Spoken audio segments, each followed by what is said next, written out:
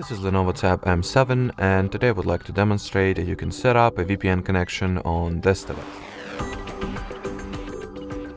So to begin with, we will need to download and install the free Turbo VPN app, so that is exactly what I'm going to do now.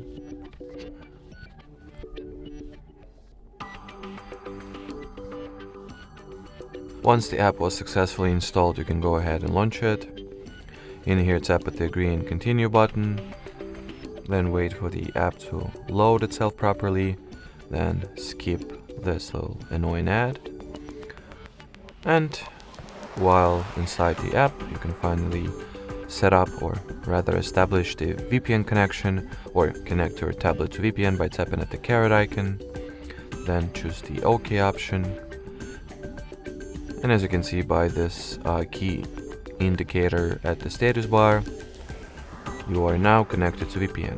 While at it, you can change the server or even the country that you are connected to.